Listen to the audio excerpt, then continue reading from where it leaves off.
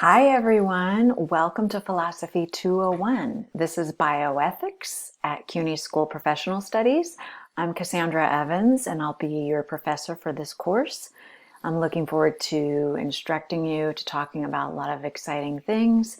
I'm going to take this time to tell you a little bit about the course, a little bit about what philosophy is, what bioethics is, who I am, my background, and give you some things to think about as you go forward.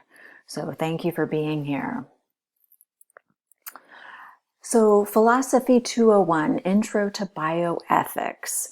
What is philosophy, first of all? What is bioethics? Philosophy is a study of knowledge, and bioethics is an area of philosophy that looks at specific questions about how we should live our lives.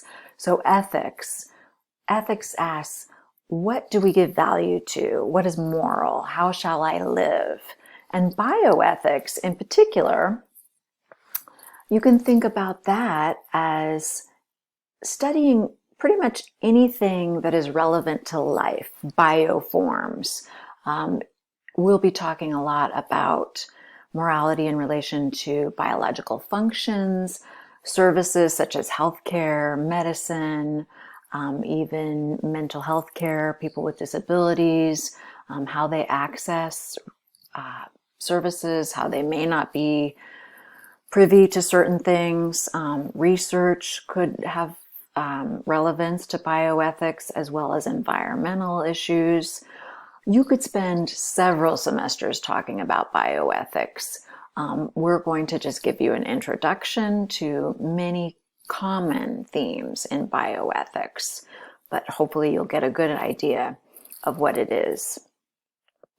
First, I want to start off by talking to you about myself and my approach to teaching.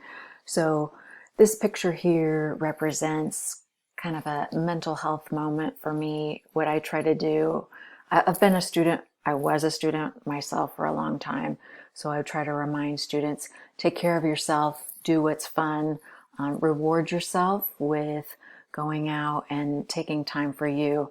This is a picture of my dog Hops. He's a biscuit-colored English Labrador Retriever, and he likes to go swimming a lot. So I make time in my day to make sure that he goes out and swims, and when I do that, he makes me laugh.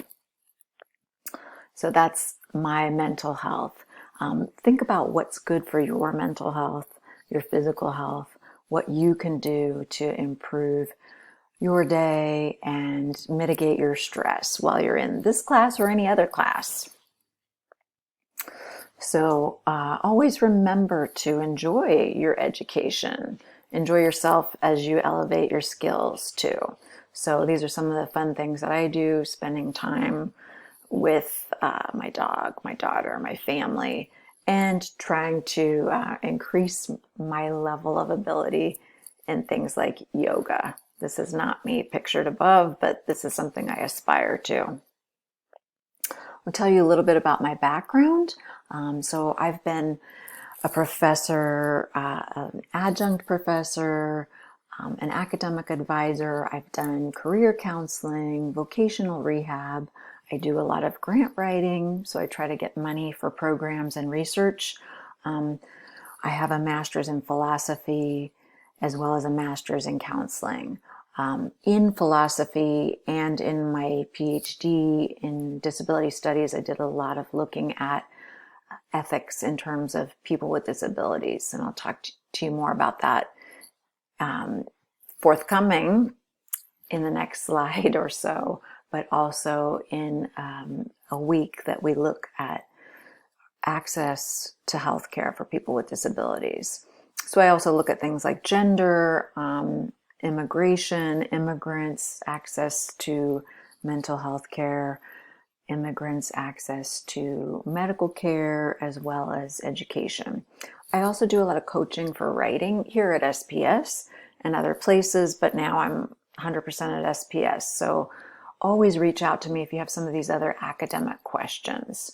I don't just teach philosophy, is what I wanted you to know. My educational background. So I have a couple of degrees, as I noted. I went to San Diego State for my undergrad. That's in journalism. And then I got 2 masters there, a master's in counseling, specifically counseling for people with disabilities, vocational training and rehab counseling for people with disabilities. And then I got a master's in philosophy, where I specialized in ethics, particularly at that time, environmental ethics, which is a form of bioethics. And then later I came to New York and I did my PhD in disability studies. And now I'm here with you at CUNY School of Professional Studies. But I've taught in other community colleges on Long Island. I've taught in San Diego in California, and also at Stony Brook. My recent research, I want to tell you a little bit about that. We're going to talk more about that later in the class a few weeks from now. But my more recent research, I was looking at people who had been institutionalized in asylums. So when we get to the week talking about autonomy and personal choice versus personal responsibility, also thinking about research ethics and who we should include in research, and how they should be informed. This has a lot to do with my recent research. So these 4 pictures represent images, well, they are images of 4 asylums. They used to be called asylums. We now call them psychiatric hospitals. But on Long Island in New York, we had 4 state-run asylums that had the largest census, the largest population of institutionalized people who were committed for having disabilities. Some of them were mental health disabilities, and some of them were other disabilities. So we'll talk more about that.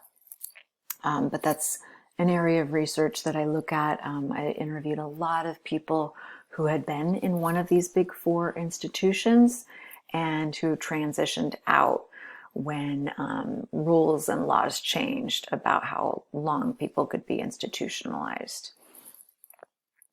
I also look at trauma, how trauma exacerbates disabilities and could actually be causes of disabilities, particularly in terms of mental health. I also look at access, how people with disabilities may or may not have access to basic needs, and such as healthcare, education, as I noted. And particularly in the world that we live in now, a post-pandemic world, I think this is interesting. And we'll have a lot of things to talk about in this course that have to do with us all having survived the coronavirus pandemic. So let me just leave you with some suggestions.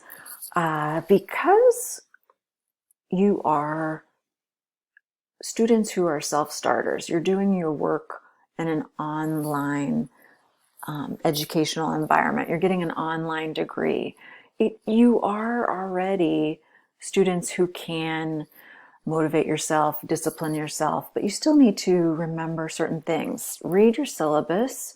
I say that to any student, whether it's an online student or face-to-face. Read your syllabus, know what's coming, ask questions when you don't understand, seek me out for help. There are several ways to do that.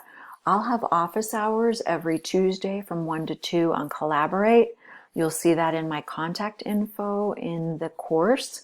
I'll also send out reminders, but you can make appointments with me and we can do FaceTime, we could do Skype, we can do Zoom. There's a lot of different ways that you can see me face to face. If you're not in New York and you're not coming to the SPS campus, you can email me, we can talk on the phone, but really I don't want you to struggle alone. There's no need to. You have a lot of resources here. So also in the course site, there are pages on where to go for how to cite references in your papers, how to get academic counseling and plan your next semester, how to get financial aid help. All of these things, you have a lot of resources. And I want you to think about also For the first week, we're going to read the syllabus. You're going to get some basic terminology about philosophy. I'm going to have you introduce yourselves, but also gain familiarity with that site, with all the places where you go and you find our weekly materials, so you know what to read and what I'm expecting of you. Know the schedule of our course and when you need to post your first discussion answers to those prompts, and then when you need to post responses to other students. Also use the rubrics. This is how you are graded.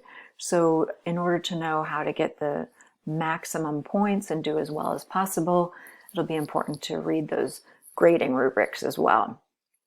I look forward to talking to you. We're going to talk about some really interesting things.